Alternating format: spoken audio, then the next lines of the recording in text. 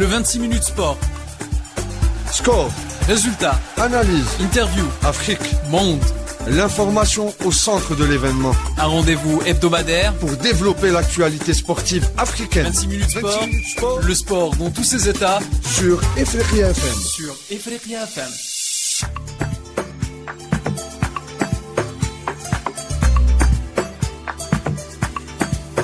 Bonjour Nagadef Salama Mboy, vous êtes les bienvenus sur Ifriqiya FM, la voix africaine. 26 minutes sport, votre magazine qui traite l'actualité sportive africaine et panafricaine. Cette semaine, 26 minutes sport parlera de la Coupe du Monde U17, l'événement phare pour les cadets africains et les joueurs internationaux. Pour parler de cet événement, avec nous des sélectionneurs, des experts, des journalistes pour débriefer la Coupe du Monde U17 qui sera en Indonésie le mois prochain. Avec nous, monsieur Tarek Kadri. Tarek Kadri, journaliste international, expert dans le domaine qui a couvert des Coupes du Monde pour des organismes, pour des médias. Bonjour Tarek. Bonjour Walid, et bonjour pour tous les auditeurs. Tarek, la CAN U17 se tiendra en Indonésie. On sait qu'il y a des qualifiés de marque. En Afrique, on a le Burkina, on a le Mali, on a le Sénégal, des grosses sélections africaines. On sait que 24 nations vont jouer ce titre-là. Est-ce que tu vois que les équipes africaines sont prêtes pour cet événement-là? Bonjour, oui, pourquoi pas, vu que le plus titré dans cette catégorie, c'est une équipe africaine, c'est le Nigeria. On voit actuellement l'équipe de Sénégal qui domine l'Afrique, qui a gagné la Coupe d'Afrique moins 20 ans en Égypte. Même ils ont gagné la Coupe d'Afrique moins 17 ans en Algérie. Alors ils ont beaucoup de chance pour aller très loin. À ce niveau-là, quand on parle des U17, on voit toujours les Africains avec leur physique, ils peuvent faire la différence par rapport à quand on arrive en moins 20 ans ou bien moins 23 ans. Et pour cela, je suis très optimiste, surtout qu'on a des représentants africains de très haut niveau. On les a vus ici en Algérie, surtout le Sénégal, Burkina Faso, le Mali. Je pense que l'Afrique pourra jouer au moins la finale de cette édition. Tarek, tu as parlé de cette sélection sénégalaise, les jeunes Sénégalais, les coéquipiers d'Amadou Diouf. Est-ce que le Sénégal il va jouer l'Argentine, la France va jouer le Burkina Faso. Est-ce que tu vois que les sélections africaines sont tombées contre des grands ténors de cette catégorie d'âge? Je pense que le groupe de Sénégal est le groupe le plus difficile pour les représentants africains. Mais vu ce qu'on a vu déjà, non seulement en équipe U17, U20 et dans toutes les catégories au Sénégal, je pense que ils ont beaucoup de progressé pendant les dernières années. Il n'y a pas le hasard. Une équipe très organisée. Ils peuvent facilement gagner contre des équipes comme l'Argentine. On les a vus, même on a vu l'Argentine U20 il y a 2 ou 3 mois quand ils ont joué la Coupe du Monde moins 20 ans chez eux. Ils n'ont pas fourni une belle prestation. On a vu des équipes africaines qui étaient beaucoup mieux que l'Argentine. Et comme j'ai déjà dit, à ce niveau-là, dans cette catégorie U17, les Africains, ils sont un peu en avance, surtout sur le plan athlétique. Je pense que le Sénégal passera le premier tour facilement. La même chose pour le Burkina Faso et le Mali. Le Mali, est-ce que les petits Maliens qui vont jouer l'Espagne, le Canada, l'Ouzbékistan, ils ont plus de chances de passer que le Sénégal ou le Burkina Faso? Oui, je pense que les équipes dans le groupe de Mali, c'est pas des grosses équipes, c'est pas des équipes qui ont une culture de football, mais attention, à ce niveau-là, toujours il y a des équipes, des outsiders qu'on n'attend pas, mais en fin de compte, on les voit en demi-finale et même en finale, il faut être méfiant. Mais moi, j'ai vu 2 ou 3 matchs du Mali ici en Algérie. Et ils sont très, très organisés et ils ne sont pas beaucoup loin par rapport à leur niveau avec le Sénégal et le Burkina. Si je me souviens, les demi-finales étaient Burkina-Sénégal, le Sénégal qui avait gagné par penalty, si je me souviens bien. Alors, je pense que les chances du Mali sont très fortes pour se qualifier, mais à mon avis, les 3 équipes africaines seront qualifiées pour le deuxième tour. Tarek, toi qui as couvert des Coupes du Monde au niveau des seniors, des Coupes du Monde U20, des Coupes du Monde U17, quelle est la différence au niveau organisationnel pour ce genre d'événement? Il y a juste la foule. Il n'y a pas une grande différence. C'est le public qui fait la différence et l'engouement populaire?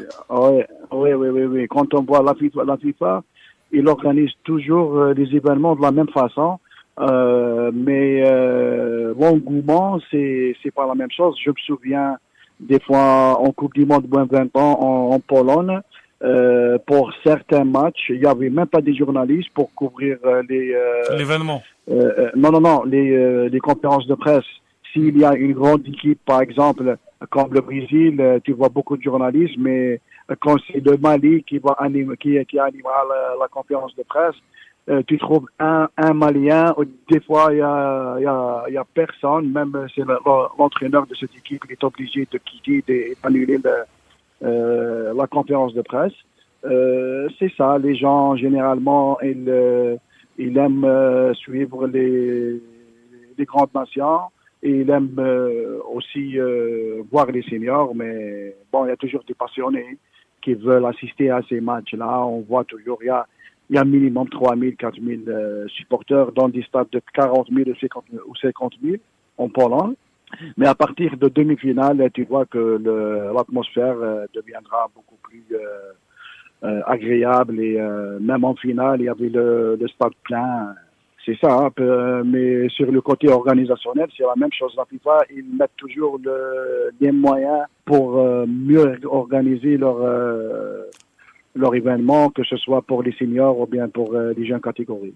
Tarek, tu as parlé au début du Nigeria, équipe plus titrée de cette compétition. Elle est absente comme le Ghana. Comment tu expliques qu'on ne voit pas le Nigeria et le Ghana dans ce stade de compétition? C'est la politique de formation.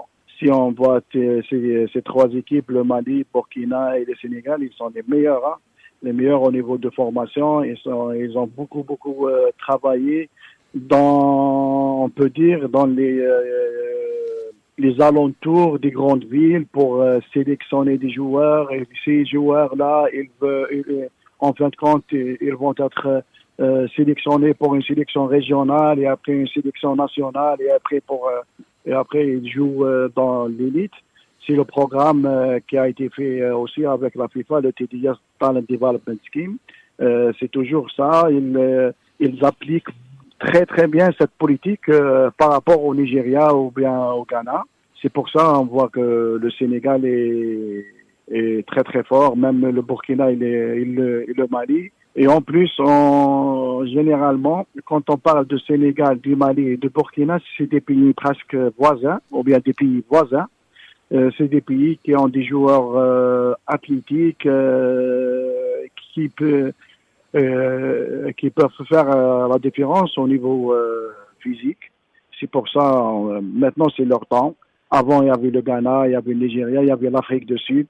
Mais maintenant, c'est la période de l'ouest de l'Afrique. Tarek, dernière question. Est-ce que tu penses qu'Amara Diouf, qui était meilleur joueur de la CAN U17, terminera meilleur ou l'un des meilleurs joueurs de cette compétition en Coupe du Monde? Très difficile, puisque moi, la FIFA n'a pas encore dévoilé les squads ou bien les listes des équipes. Je pense qu'il y aura des joueurs qui ont un vécu, par exemple, le joueur de Barcelone, il pourra participer. Lili Droit, il a 16 ans, il pourra participer. Il y a des joueurs qui jouent en senior et qui n'ont que 16 ans. Ça va être difficile, mais il pourra faire une bonne Coupe du Monde, pourquoi pas être le meilleur joueur. Mais moi, je pense que le plus important, c'est que le résultat final pour l'équipe, puisque ça sert à rien de terminer un tournoi comme meilleur joueur et tu remportes pas le titre. On te remercie, Monsieur Tak Kadri, de ta disponibilité, journaliste, expert du football africain, et à très bientôt avec nous sur Ifriqi FM. Merci. On enchaîne aussi par rapport à cette compétition. On sait que cette compétition, il faut savoir, est-ce qu'au niveau des jeunes, il y a ces talents-là au niveau africain. Pour discuter des groupes de cette compétition, il n'y a pas mieux qu'un gars une personne qui a déjà gagné un titre international et qui connaît le football africain. On va avoir avec nous Monsieur Ludovic Batili, directeur technique national de la Côte d'Ivoire, qui a déjà gagné l'Euro avec l'équipe de France, qui a participé à beaucoup de compétitions internationales. Bonjour Ludovic, la Coupe du Monde des 17 ans est pour bientôt. Quelle est votre lecture des groupes des pays africains dans cette compétition? Walid, bonjour. Écoute, pour te parler effectivement de cette Coupe du Monde U17 et des groupes qui sont constitués, c'est vrai que nos équipes africaines ont la tâche assez difficile, avec le Mali qui se retrouve dans le groupe de Canada, Espagne, Ouzbékistan. Voilà, Espagne, grosse nation en jeunes, l'Ouzbékistan, pays également qui travaille très très très bien. Concernant le Burkina, c'est aussi très compliqué, avec la Corée, toujours très forte sur ses équipes de jeunes, la France bien sûr, très bon niveau, et puis les USA qui, je dirais, peuvent créer aussi la surprise. Mais pour moi, le groupe le plus difficile restera peut-être pour le Sénégal, avec le Japon et l'Argentine, deux équipes qui travaillent très bien au niveau des sélections nationales en jeunes, et puis la Pologne. Voilà, on sait que les deux premiers se qualifient plus les meilleurs troisièmes, ce qui peut aussi à un moment faciliter la tâche pour la qualification et pour les matchs à enjeu direct pour la suite. À ton avis, Monsieur Batili, quelle est la nation africaine qui peut gagner ce titre-là, ce titre international? Concernant la nation africaine, effectivement, on sait que le Sénégal a fait un très beau tour au niveau de la CAF, très beau tour U17, a montré une équipe complète avec beaucoup de force, beaucoup de technique, beaucoup de vitesse. Voilà, c'est l'équipe qui dès le début, lorsque j'ai vu le premier match, m'a fait vraiment la meilleure impression, et comme par hasard, elle s'est imposée. Voilà, il y a des joueurs de qualité, il y a une équipe qui fonctionne bien ensemble. Voilà, après, tout peut arriver, notamment sur les matchs à confrontation directe. Mais voilà, aujourd'hui, sur ce que j'avais vu, le Sénégal était l'équipe la plus armée, mais comme je l'ai dit aussi, elle tombe dans un groupe difficile, donc on va voir comment elle va pouvoir s'en sortir. Vous avez gagné déjà un titre majeur. Quel conseil donner aux coachs pour préparer ce genre de compétition? Parce qu'il y a des coachs qui vont écouter notre émission. Alors, le conseil que je pourrais donner, effectivement, pour avoir vécu un championnat d'Europe U19 et l'avoir gagné, c'est déjà choisir un groupe de qualité, un groupe de joueurs performants et surtout physiquement prêts, parce que la compétition est longue, rude, et il faut avoir des joueurs qui, je dirais, jouent régulièrement dans des championnats ou dans leur club. Ça, c'est hyper important. Après, il faut faire une très bonne préparation, vraiment centrée sur l'objectif qu'est la compète, avec la capacité certes à sortir de la poule, mais après à être de plus en plus performant physiquement, techniquement, tactiquement, je dirais dans les matchs à élimination directe, parce que c'est pas du tout la même chose. Et puis après aussi, c'est choisir au-delà des bons joueurs, une bonne équipe, c'est choisir un groupe qui travaille bien, qui s'entend bien avec le staff, qui s'entend bien entre eux, parce que ça aussi, ça a été la clé de notre réussite à un moment. On sort un peu du sujet, on aimerait bien savoir quel est l'état actuel de football ivoirien, vous le DTN de la fédération, directeur technique de la Côte d'Ivoire. Quel est l'état du football ivoirien actuellement? Je suis arrivé depuis 1 an. On essaye de mettre plein de choses en place dans 3 domaines prédominants: les championnats de jeunes, dans les diplômes pour les entraîneurs, où on ne fait plus que des licences D, C, B et ACAF, et puis aussi surtout dans ce qu'on appelle le développement des talents, nos sélections nationales de jeunes. On a déjà eu une bonne performance avec nos U20 en juillet, puisque on a fait un tournoi la Coupe de l'UFOA, qui est un tournoi répétitif sur le même format pour les qualifications de l'année prochaine. On est sorti vainqueur du tournoi, donc c'est une belle performance. Voilà, maintenant on avait engagé aussi au tournoi de Toulon beaucoup de joueurs 2006-2005, ce qui va constituer le gros de notre génération U20, et on était allé aussi au tournoi de Montaigu avec alors que c'était un tournoi de 2017 avec la génération 2008-2009, 14 joueurs sur les 20. Donc voilà, on travaille vraiment sur ces deux équipes nationales, U17 et U20, avec les générations concernées. On fait beaucoup de rassemblements, on fait beaucoup de brassage, en espérant dans un premier temps sortir de la poule de l'UFOAB, qui est notre zone africaine, je dirais, pour nous permettre de participer aux prochaines CAN U17 et prochaines CAN U20, ce qui est l'objectif avéré de notre fédération. Et une fois qu'on sera qualifié, on verra comment on mettra un groupe encore plus compétitif pour pouvoir jouer ces deux compétitions. Mais l'objectif principal est déjà de se qualifier pour la CAN U17 et pour la CAN U20 de 2025. On espère bien pour le football ivoirien qui se développe, il se remet sur la scène internationale. Ludovic, un dernier mot pour les auditeurs d'Ifriqiya FM. Un dernier mot, après l'Algérie, je suis arrivé ici en Côte d'Ivoire, donc autre pays africain, mais pas du tout, je dirais, configuré de la même façon. Dans ce pays, il y a beaucoup de talents qu'il faut développer, mais malheureusement, le projet sur la formation ici a beaucoup de mal à démarrer, et c'est ce qu'on s'attache à faire. Voilà, on va aussi faire le tour des clubs et des académies principales où ils se forment de bons joueurs, mais où il faut encore développer sur le modèle des entraîneurs, sur le modèle de la formation un peu, je dirais, calquée à la française de ce que j'avais connu. Voilà, des choses complètement différentes, avec un regard différent, avec des objectifs différents. Voilà, parce qu'aujourd'hui, on ne forme pas des jeunes joueurs comme on entraîne des joueurs seniors. Ça nécessite beaucoup de temps, beaucoup d'investissement, beaucoup d'expertise, beaucoup de moyens et surtout de la patience, parce qu'aujourd'hui on n'est pas là pour former des équipes de jeunes, on est là pour former des jeunes joueurs, et donc ça prend du temps. À partir du moment où on prend un gamin à 11, 12, 13 ans, qu'on l'a pu bien le détecter, il faut le former jusqu'à 18, 19, 20, et voilà, c'est un parcours de 6, 7, 8 ans, comme je l'ai dit, qui nécessite d'abord de la patience, d'abord une nouvelle prise en compte d'éléments différents. On ne forme pas des équipes, on forme des joueurs, donc voilà, ça nécessite plus de compétences, plus de moyens, et puis surtout, je dirais, un savoir-faire qu'il faut absolument développer.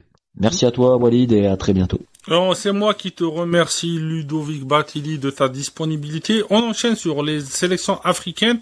Le Sénégal, qui a déjà participé 2 fois à cette compétition. Meilleur résultat de cette équipe sénégalaise, c'était les 8e de finale en 2019. Le Sénégal excelle dans les terres africaines, à tous les niveaux. Le groupe des U17 sénégalais, c'est le Japon, la Pologne, l'Argentine et le Sénégal. Pour parler de cette sélection sénégalaise, comment elle se prépare, on a avec nous monsieur Laye Cissé, membre du comité exécutif de la fédération sénégalaise de football et chef de la délégation des Sénégalais pour la CAN U17. Il sera le chef de la délégation pour la Coupe du Monde U17. Bonjour Laye Cissé, Walid Bouchnaf d'Ifriqiya FM. Comment se présente la préparation des petits lions de la Teranga? Assalamu alaikum, nangen def, les auditeurs d'Ifriqiya FM. Nous saluons tout le monde pour l'excellent travail que vous êtes en train de mettre, mais également le professionnalisme des dirigeants et des membres de Ifriqiya FM. Pour la préparation de l'équipe du Sénégal, je pense que nous l'avons entamé depuis notre retour de Cannes, parce que nous savions que nous allions jouer cette Coupe du Monde. Nous avons démarré bien avant le tirage par des regroupements en cohorte au centre de développement technique Jules-François Bocandé qui se trouve un peu dans la périphérie de Dakar. Et le premier groupe est déjà passé la semaine d'avant. Et cette semaine, nous entamons avec le deuxième groupe. Donc l'objectif de cette préparation, c'est de faire une préparation sur place, mais également de faire une préparation sur l'international.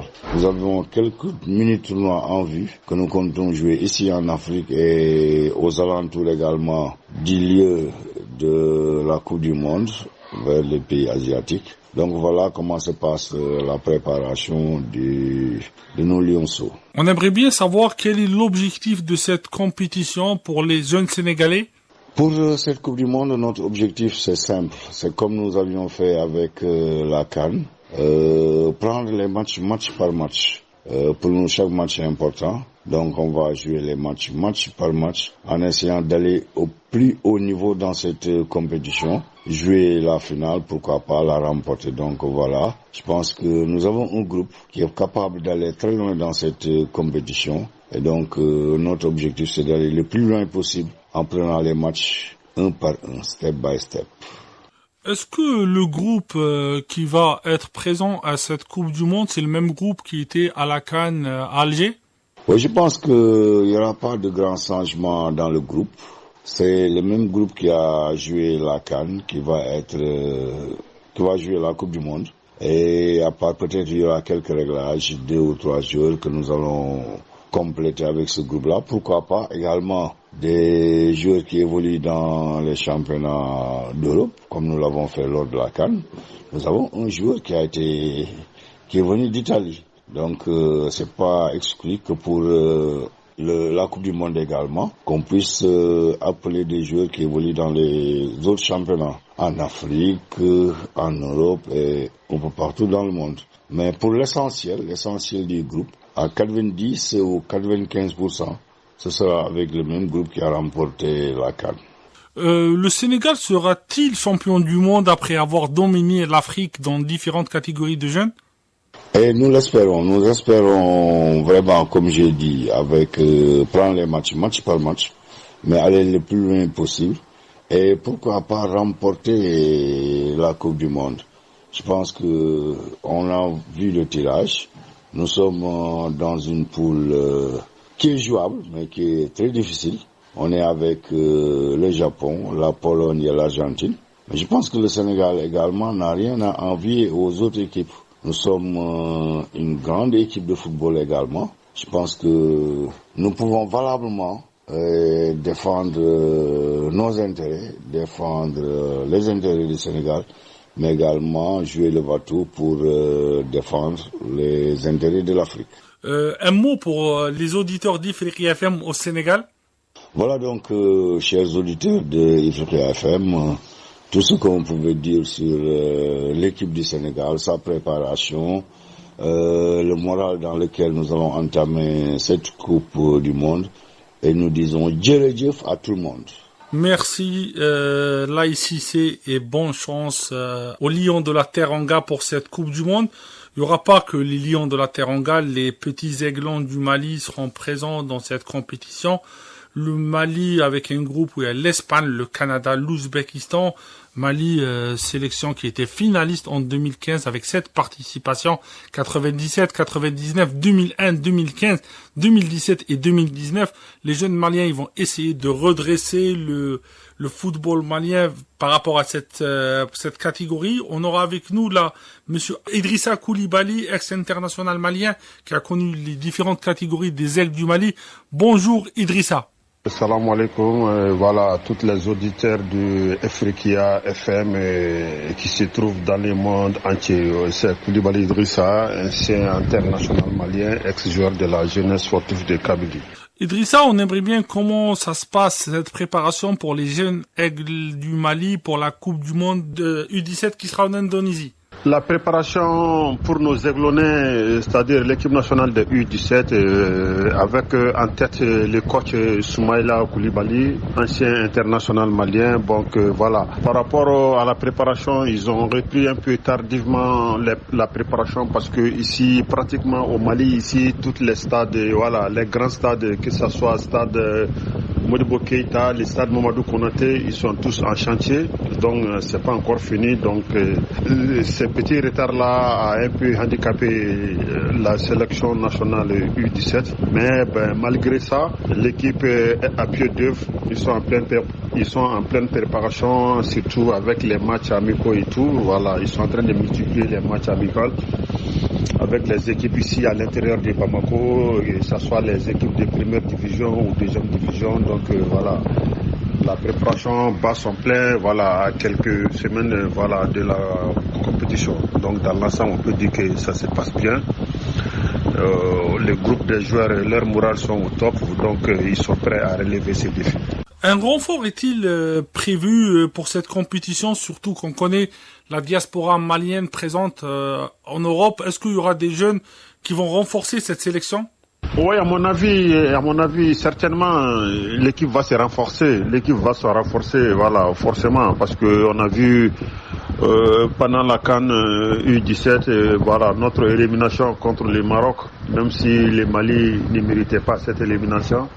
Donc il y a eu quelques lacunes quand même, quelques postes. Donc je pense qu'il y aura un peu de renforcement, même si il n'y aura pas beaucoup, pas trop de changements, mais ce qui est sûr, il y aura quelques changements parce que la Coupe du Monde, le niveau aussi est plus élevé que la Coupe d'Afrique. Donc il faut reconnaître. Donc ils vont jouer contre des équipes qui ne les connaissent pas du tout, qui n'ont aucune idée sur ces équipes-là. Donc forcément, le sélectionneur Soumaïla Coulibaly, il sera dans l'obligation de se renforcer, voilà, sur tous les compartiments. Donc que ça soit localement ou voilà ou international. Ce qui est sûr, il y aura du renfort. Idrissa, quelles sont les chances réellement du Mali et de toutes les sélections africaines dans cette compétition? La chance du Mali ainsi que les trois autres représentants de l'Afrique, je pense que voilà, je dirais pas. En tout cas, ce qui est sûr, les équipes, ils vont aller là-bas la tête relevée, hein. Donc ils vont essayer de relever aussi les défis. Donc je pense que toutes les équipes qui vont représenter le continent africain, ils vont jouer à fond, hein, pour aller loin le plus tôt possible. En tout cas, moi, j'y crois beaucoup à ces équipes-là. Ce que j'ai vu pendant la Coupe d'Afrique des moins de 17 ans, et puis voilà, toutes ces équipes-là, ils ont des possibilités, voilà, ils ont des arguments, ils ont des atouts, voilà, qui peuvent faire, valoir ça pendant cette compétition-là. Donc, je serai de tout cœur et nous serons de tout cœur avec toutes ces équipes-là. Idrissa, merci. Un mot aux auditeurs d'Ifriqiya FM, c'est la tradition. Un mot pour nos auditeurs au Mali. Mon dernier message, ça va à l'encontre on a vu les drames qui s'est passé au Maroc et en Libye, voilà. Je présente mes condoléances à toutes les familles, voilà, à toutes les victimes. Franchement, ça m'a beaucoup affecté et ça a affecté tout le monde. Voilà, que Dieu nous éloigne vraiment de ces drames-là. Et depuis Bamako, donc c'est un réel plaisir, voilà, de recevoir Ifriqiya FM depuis Bamako et voilà, et dans le monde entier. Donc vive la paix dans le monde entier et voilà. Merci et vive l'Afrique. Merci Idrissa Coulibaly, Idrissa ex-international malien. On enchaîne avec l'un des derniers représentants de l'Afrique pendant cette Coupe du Monde. C'est le Burkina Faso, les Burkinabés avec 5 participations, 99, 2021, 2009, 2011. Meilleur résultat pour cette sélection burkinabèse, 3e en 2001. Groupe un peu difficile avec la France, la Corée du Sud, les États-Unis. Brahima Traoré, l'entraîneur, il va essayer de créer la surprise dans les terres indonésiennes. On va avoir avec nous Brahima Traoré. Bonjour Ibrahima. Oui, bonjour Walid. Comment ça se passe, la préparation? Quels seront les objectifs? Quels sont les changements qu'on va voir? Et on vous laissera terminer et clore cette émission avec nous. Concernant la préparation, ça se passe bien. Voilà, depuis le mois de juillet, nous sommes en préparation chaque mois. C'est-à-dire le mois de juillet, nous avons eu 2 semaines de préparation. Le mois d'août aussi, 2 semaines de préparation. Et maintenant, ce mois de septembre, voilà, on a fait encore 2 mois de préparation. Voilà, c'est juste pour renforcer l'équipe qui était à la CAN en Algérie. Sinon, par la grâce de Dieu, voilà, la préparation se passe bien. Voilà, concernant le groupe est resté. Voilà, comme on a fait une bonne prestation à la CAN, voilà, il n'y a pas lieu de changer. Comme on a l'habitude de dire, voilà, on ne change pas une équipe qui gagne, mais il y a toujours des compartiments à renforcer. Voilà, c'est sur ces points-là que on a eu à faire au moins trois stages de regroupement, voilà, pour juste renforcer l'équipe. Voilà. Bon, maintenant, concernant la diaspora burkinabé, vous savez, il y a les Burkinabés partout aussi, hein. Voilà, mais maintenant, concernant la diaspora, là, on a quelques éléments qui sont en France, qui sont en Suisse. Donc nous sommes toujours en phase de présélection, voilà, concernant la diaspora. Voilà, parce que on peut pas prendre quelqu'un qui est à l'extérieur sans le voir jouer. Voilà, s'il y a un joueur qui est en France, en Italie ou en Espagne, voilà, d'abord on le fait venir au Burkina et on le voit jouer, voilà, avant de décider de voir s'il peut vraiment apporter quelque chose de plus à l'équipe burkinabé. Voilà, on prend pas un diaspora parce que il est à l'extérieur. Voilà, il y a des diasporas qui ne sont pas meilleurs que ceux qui sont restés au pays. Bon, donc nous on regarde s'il est bon, on le prend. Voilà, puisque l'équipe nationale c'est pour tous les Burkinabés. Voilà. Donc maintenant, voilà, vous avez posé la question à savoir les jeunes de la CAN sont restés dans le pays. Bon, oui, parce que vous savez que entre la CAN et puis la Coupe du Monde, il y a pas beaucoup de mois, voilà, qui les séparent. Donc on a tout fait pour que même tous les éléments de ceux qui ont joué la CAN, ils ont des contacts, même s'ils ont des contacts, voilà. Et on a souhaité qu'ils restent pour faire une bonne préparation pour la Coupe du Monde avant de partir. Sinon, on a quand même 4 à 5 joueurs. Après la CAN, voilà, ils ont eu des contacts pour l'extérieur. Voilà, il y a d'autres en tout cas qui sont partis signer et puis revenir, voilà, pour participer à la préparation pour la Coupe du Monde. Concernant les objectifs, les objectifs sont clairs, hein. Voilà, c'est de faire mieux que 2011. Si je dis faire mieux que 2011, parce que 2011, voilà, on a été éliminé dès le premier tour. Voilà, 12 ans après, on est qualifié. Et voilà, donc notre objectif, c'est de faire mieux que 2011. Voilà, et en tout cas de battre maintenant le record de 2001. Voilà, si je dis battre le record de 2001, puisque en 2001, nous avons terminé 3e de la Coupe du Monde. Voilà, en 2001, on a eu la médaille de bronze. Donc, nous, on est là pour battre ce record. Voilà, donc les objectifs sont clairs. Voilà. Donc, pour le dernier mot, merci beaucoup à toi, Walid, et puis qui m'ont donné l'occasion, en tout cas, voilà, de m'exprimer. Voilà, nous sommes ensemble et vraiment, merci beaucoup pour la pensée et merci beaucoup pour la reconnaissance.